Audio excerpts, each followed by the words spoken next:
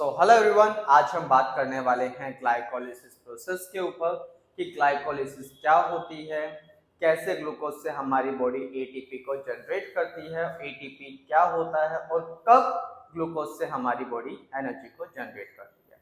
तो सबसे पहले हमें एनर्जी पाथवेज के बारे में बात करनी होगी।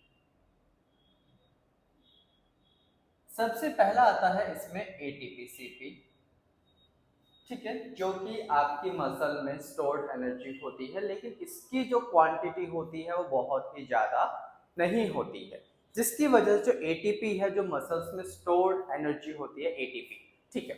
एटीपी से पहले ये समझो ये क्या होता है। ATP stands for adenosine triphosphate. और ये होता क्या है, ये बेसिकली आपकी बॉडी में एनर्जी का जो कैसे करेंसी होता है, या फिर मैं कहूँ एनर्जी का एक मॉलिक्यूल होता है। सो कुछ परसेंट, कुछ क्वांटिटी में जो एटीपी होती है वो आपकी मसल्स में स्टोर्ड होती है। जैसे ही आपकी मसल्स में जो एटीपी है ये खत्म हो जाती है, आपकी बॉडी शिफ्ट होती है ग्लाइकोलाइसिस के ऊपर या फिर ग्लाइकोजेनोलाइसिस के ऊपर। ग्लाइकोलाइसिस क्या होता है? Breakdown of glucose. और ग्लाइकोजेनोलाइसिस क्या होता है?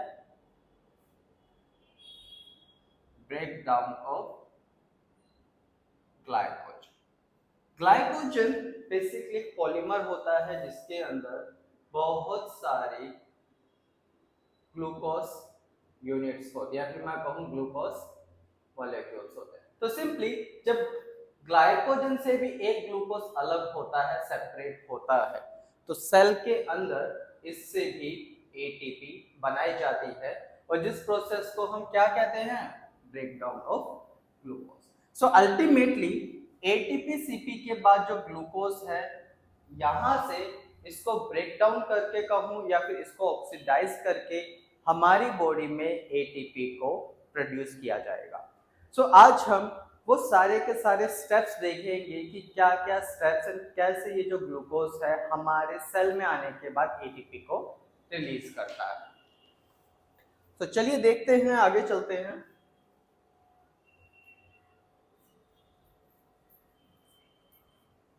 जैसे कि हम सब जानते हैं कि जो ग्लूकोज है, या फिर मैं कहूं जो ब्लड है वो मीडियम है। जो ब्लड होता है वो क्या होता है? Medium blood flow. ब्लड के अंदर ही आपके पास ब्लड शुगर जो होता है, या फिर मैं ग्लूकोज कहूं, वो ट्रेवल करता है। ब्लड से जिस सेल को एनर्जी की जरूरत होती है,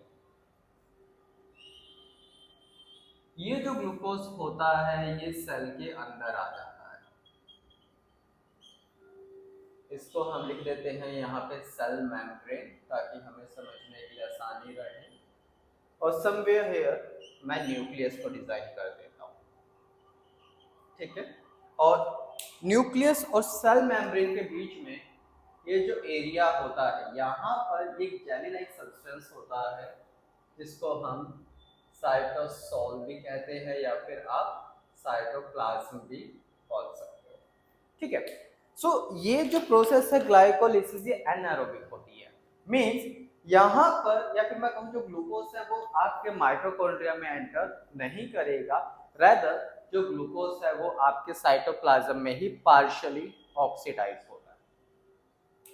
तो ये जो ग्लूकोज है, ग्लूकोज जैसे ही आपके सेल में आता है, सबसे पहले इसके अंदर 6 फॉस्फेट को ऐड किया जाता है, ठीक है। ग्लूकोज से ग्लूकोज 6 फॉस्फेट बनाया जाता है। रीजन बीइंग, जैसे कि ग्लूकोज सेल के अंदर आया था, ऐसे ही ये जो ग्लूकोज है ये वापस से बाहर ना चला जाए, तो इसके एस्केप को रोकने के लिए इसके अंदर क्या किया जाता है? 6 फॉस्फेट को ऐड किया जाता है। अब जो ग्लूकोज है वो बेसिकली ग्लूकोज 6 फॉस्फेट बन चुका है। अभी ग्लूकोज 6 फॉस्फेट जो है ये फर्दर कन्वर्ट होता है किसमें, फ्रक्टोज 6 फॉस्फेट।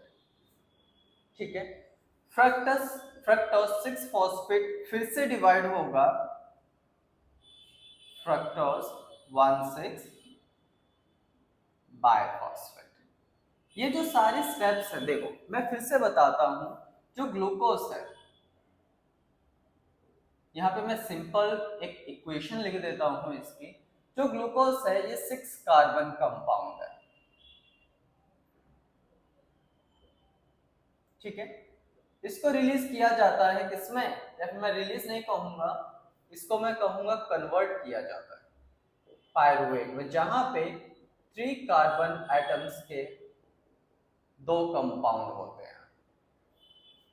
तो इन बिटवीन जब ये 6 कार्बन कंपाउंड 3 कार्बन कंपाउंड में डिवाइड होता है, इसके बीच में क्या रिलीज होती है, एटीपी। ठीक है, अगर मैं शॉर्ट फॉर्म में कहूं, दिस इज ग्लाइकोलिसिस, कि जब ग्लूकोज को पायरुवेट में कन्वर्ट किया जाता है, जो ग्लूकोज है वो 6 कार्बन कंपाउंड है और जिसको हम हेक्सोस्पर्म भी बोलते हैं, हेक्सोस्पर्म। जब कार्बन की 6 कंपाउंड होती हैं तो इसको हम हेक्सोस्पर्म भी बोलते हैं।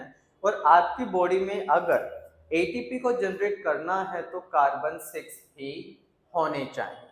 और इसीलिए ग्लूकोज का जब आप फॉर्मूला देखते हो तो ग्लूकोज का फॉर्मूला क्या होता है आपके पास, C6H12O6। मीन जो कार्बन है वो कितने हैं, 6। तो अगर आपकी बॉडी में आपके सेल्स को ग्लूकोज से एटीपी बनानी है तो वहां पे कार्बन 6 होना चाहिए। हेक्सोस्पर्म में ही आपकी बॉडी कार्बन को एक्सेप्ट करती है। तो जैसे कि यहाँ पे ग्लूकोज 6 फॉस्फेट सबसे पहले ब्लड फ्लो से ग्लूकोज सेल के अंदर आया, इसके अंदर 6 फॉस्फेट आयंस को ऐड किया गया और वही जो ग्लूकोज 6 फॉस्फेट था फर्दर कन्वर्ट हो गया किसके अंदर, fructose 6 phosphate. And fructose 6 phosphate convert होगा किसमें, फ्रक्टोज 1,6 बायफॉस्फेट। अब इसके पीछे का कारण क्या है, जैसे कि मैंने यहाँ पे बताया था कि हमें ये जो ग्लूकोज का 6 कार्बन कंपाउंड है इसको डिवाइड करना है किसमें, 3 कार्बन कंपाउंड जो कि हमारा पायरुवेट है। तो ये बहुत ही नेसेसरी स्टेप होता है कि ग्लूकोज 6 फॉस्फेट को फ्रक्टोज में कन्वर्ट किया जाता है। तो फर्दर ये जो फ्रक्टोज 1,6 बायफॉस्फेट है ये फर्दर आगे कन्वर्ट होगा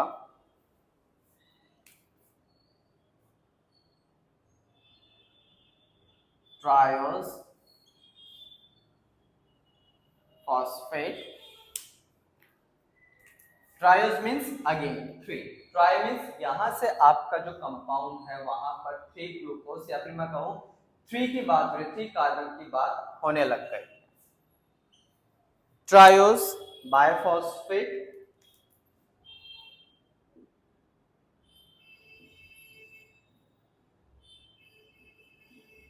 अब यहां से क्या है, 2 कार्बन कंपाउंड क्योंकि बाय आ गया है यहाँ पे ट्राई मीन्स 3 कार्बन कंपाउंड बन चुका है एक, अब वो डबल हो जाएगा मीन्स 2 कार्बन कंपाउंड। ठीक है, या फिर मैं कहूं 2 पायरुवेट अब कन्वर्ट होने जा रहा है, 2 कार्बन कंपाउंड अब यहां से बनने जा रहा है। देन अगेन ये कन्वर्ट होगा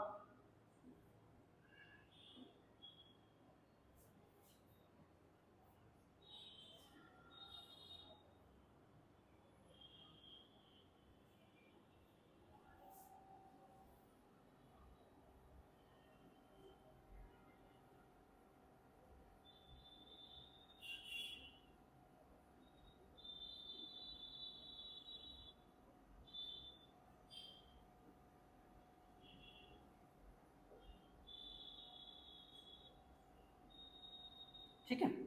अब देखो सबसे पहले फिर मैं कहूंगा, फिर से रिपीट करते हैं कि जो ग्लूकोज है ब्लड से कहां पर आएगा, सेल के अंदर आएगा और इसके अंदर 6 फॉस्फेट को ऐड किया जाता है ताकि ये जो ग्लूकोज है ये वापस से एस्केप ना कर जाए, सेल से बाहर ना निकल जाए।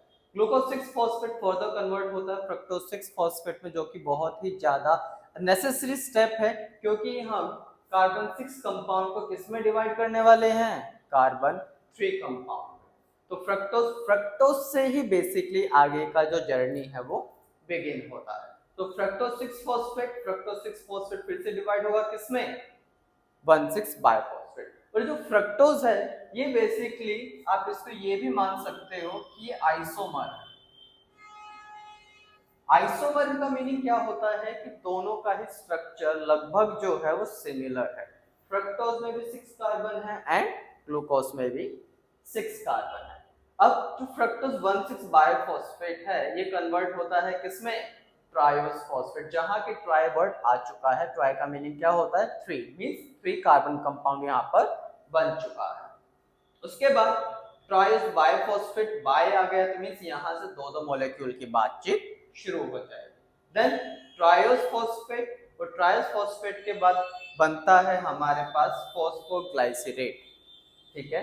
फॉस्फोग्लाइसरेट के बाद बनता है हमारे पास phosphoenol pyruvate and then at last pyruvate हमारे पास निकल कर आता है, जो कि फर्दर आपका लैक्टिक एसिड में भी कन्वर्ट होता है। और ये आपने शायद जाना भी होगा कि लैक्टिक एसिड जब आपके मसल सेल में बिल्डअप होने लगता है तो आपकी मसल्स में बर्निंग सेंसेशन जो होती है वो बढ़ने लगती है। और लैक्टिक एसिड किसका बाय प्रोडक्ट है, ग्लाइकोलाइसिस का, ठीक है।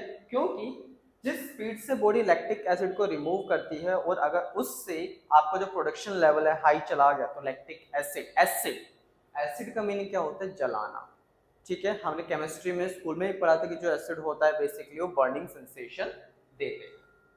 अब इस एंटायर प्रोसेस में एटीपी कहां कहां रिलीज होता है, तो सबसे पहले हम इस प्रोसेस को नाम दे देते हैं 1 2 3 4 5 6 7 8 9 एंड 10। तो ये जो हमारे पास स्टेप है, अब आपको इसमें क्या याद रखना है कि जो 1 और 3 है, यहाँ पर जो एटीपी है वो इस रिएक्शन में यूटिलाइज होता है, ठीक है। सो 1 मींस यहाँ पर एटीपी यूटिलाइज होगा तो एटीपी से हमारे पास क्या बनेगा, एडीपी, एंड अगेन 3 यहाँ पर भी अगर एटीपी यूटिलाइज होगा तो एटीपी से भी क्या बनेगा, एडीपी। सो 1 और 3 स्टेप्स पर ये जो प्रोसेस है ग्लाइकोलाइसिस प्रोसेस है ये एटीपी को यूटिलाइज करती है। और यहाँ पर आप इससे ये भी समझ सकते हो कि अगर आपके ब्लड में सफिशिएंट एनर्जी या सफिशिएंट शुगर नहीं है, हाइपोग्लाइसीमिया का अगर केस है, तो जो ग्लूकोज है वो भी फर्दर ऑक्सीडाइज नहीं होगा। ग्लूकोज से भी एनर्जी बनाने के लिए आपकी बॉडी को एनर्जी की जरूरत होती है। एंड 7 और 10 स्टेप्स पर आपका जो एटीपी है वो रिलीज होता है। तो वे are 7 ATP released, western ATP released, ठीक है। सो ये है मेजरली आपकी ग्लाइकोलाइसिस प्रोसेस, जिसमें कि जितने भी स्टेप्स हैं वो मैं यहाँ पर नोट डाउन कर चुका हूँ। अब देखो, जब हम एंजाइम्स की बात करते हैं, सबसे मेजर जो एंजाइम होता है वो होता है स्टार्टिंग वाला। आपको मेनली दो एंजाइम्स को याद रखना होगा इसमें, that is first one is hexokinase. Hexokinase क्या करता है, ग्लूकोज के अंदर 6 फॉस्फेट आयंस को अटैच करता है एंड यहाँ पर जो पायरुवेट है, यहाँ पर आता है आपका पायरुवेट काइनेज, ठीक है। तो ये है आपकी ग्लाइकोलाइसिस प्रोसेस कि कैसे आपकी बॉडी में जो ग्लूकोज होता है वो सेल के अंदर एंटर करता है, कैसे ग्लूकोज से पायरुवेट मींस 3 कार्बन कंपाउंड बनाए जाते हैं। इसको हम पार्शियल ऑक्सीडेशन भी कहते हैं। फिर से रिपीट करते हैं, ग्लूकोज आएगा कहाँ पे, सबसे पहले सेल के अंदर आएगा, ब्लड से ग्लूकोज 6 फॉस्फेट में कन्वर्ट होगा ताकि ग्लूकोज वापस से बाहर ना चला जाए। देन फ्रक्टोज 6 फॉस्फेट, जो फ्रक्टोज है वो ग्लूकोज का क्या है, आइसोमर है। आइसोमर का मीनिंग क्या होता है, दोनों का ही स्ट्रक्चर लगभग सेम है। देन फ्रक्टोज 6 फॉस्फेट डिवाइड होता है किसमें, फ्रक्टोज 1,6 बाइफॉस्फेट में, then triphosphate, tri biphosphate, triose, then again phosphate, phosphoglycerate, phosphoenol pyruvate, and then last में आता है आपका पायरुवेट। ओके, इससे रिलेटेड एक और चीज याद रखना, जब ग्लूकोज में 6 फॉस्फेट आयंस को अटैच किया जाता है, एंजाइम्स में आपको बता ही चुका हूं, इसके अंदर एक प्रोसेस और आती है नोन एज फॉस्फोराइलेशन, एडिंग